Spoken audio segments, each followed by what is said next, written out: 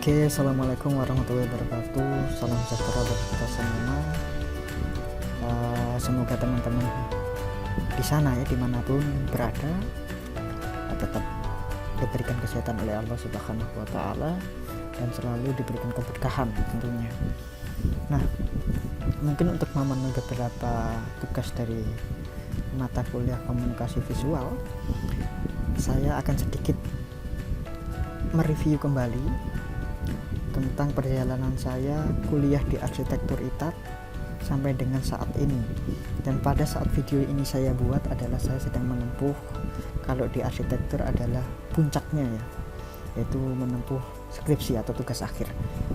Nah, bagaimana sih perjalanan saya dari tidak tahu apa-apa, tidak tahu tentang desain, tidak tahu tentang menggambar, tidak tahu tentang bangunan, tidak tahu tentang software-software yang digunakan untuk menggambar, sampai belum paham ya, tapi tahu apa sih, bagaimana sih cara menggambar, bagaimana sih ketika kita dalam nanti terjun di dunia kerja. Itu nanti akan saya review dan saya bahas di video kali ini. Jadi gini teman-teman, untuk dari kalau kita melihat dari sisi background saya sendiri adalah bukan dari lulusan dari teknik SMK Teknik Bangunan yang mungkin sudah memahami tentang dasar-dasar atau teori tentang teknik menggambar ya, dan mengoperasikan software-software desain. Jadi kalau dari SMK Bangunan sudah diajarkan tentang itu, tapi kalau background saya dari SMA tidak memiliki pengetahuan tentang bagaimana mendesain, bagaimana membuat sebuah desain bangunan, bagaimana mengoperasikan software-software desain. Saya tidak memahami tentang itu.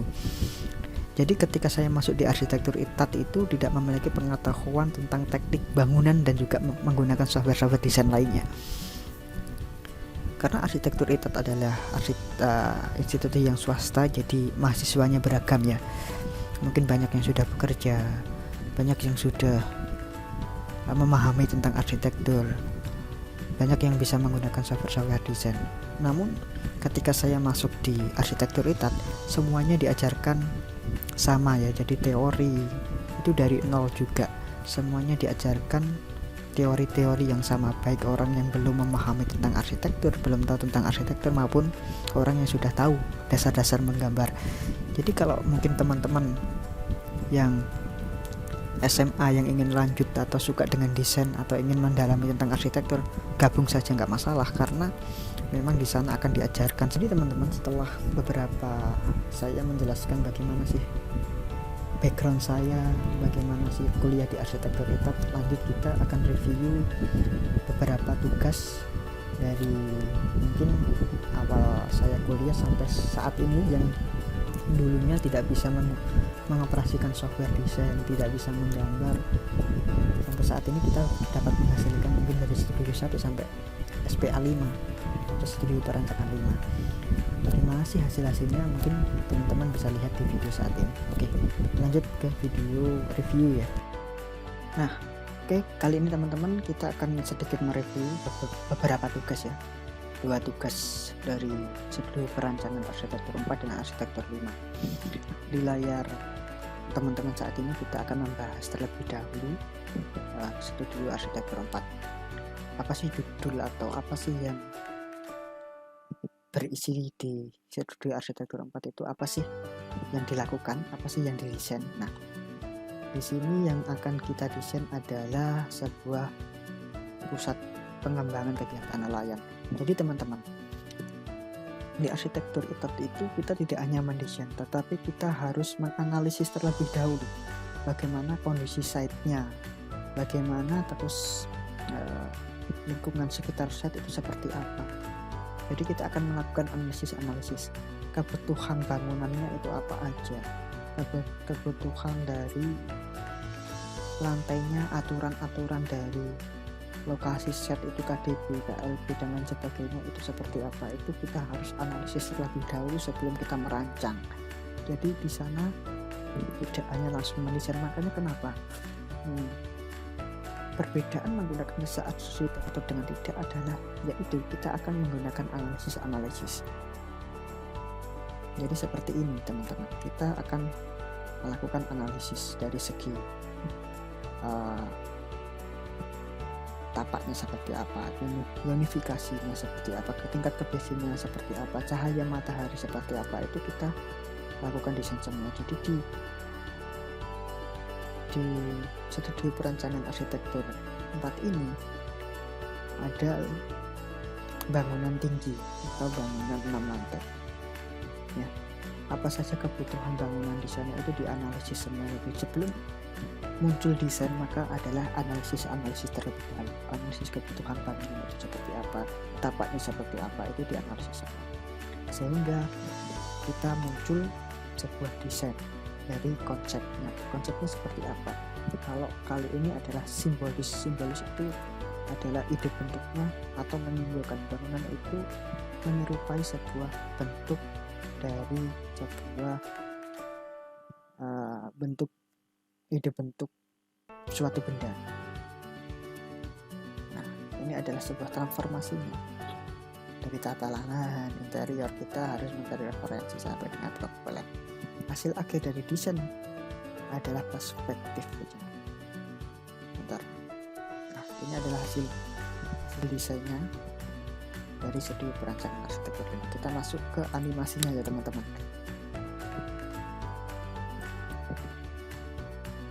Ini ada market.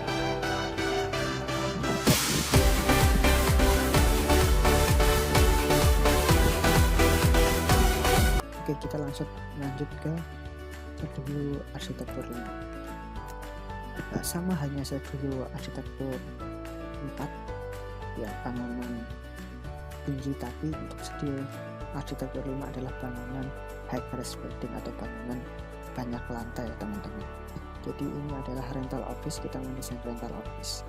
Sama halnya studio arsitektur 4 tadi, semuanya melakukan analisis terlebih dahulu sebelum keluarnya desain. Di sini adalah analisis. Ini semua adalah analisis kasih matahari, terus air hujan bagaimana, karena ini lahannya adalah topografi lahannya adalah berkontur, maka kita harus menganalisis konturnya, bagaimana cut and fill-nya yang cocok untuk kita desain sebuah rental office tersebut. Nah, ini adalah dena dari lantai 1 sampai dengan lantai 20 dan sebagainya. Kita masuk ke animasinya teman-teman. Ini adalah animasi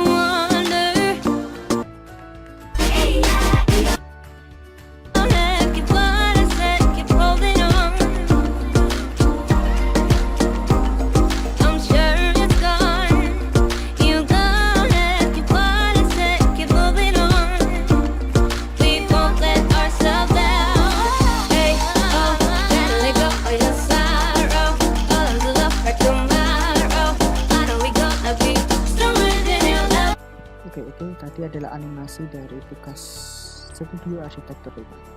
Ini untuk desain hasil akhir desainnya, perspektifnya teman-teman.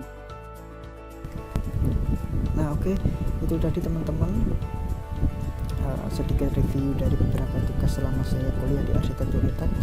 Oke, jangan lupa jika ada teman kalian yang mungkin ingin melanjutkan kuliah arsitektur, bisa rekomendasikan arsitektur ETAT. Nanti kalian saya kasih Instagramnya arsitektur ETAT, bagaimana kegiatan di sana. Di akhir video saya kasih linknya arsitektur Instagramnya, kalian bisa cek bagaimana hasil karya-karya mahasiswa arsitektur ETAT. Demikian video yang dapat saya review, saya bikin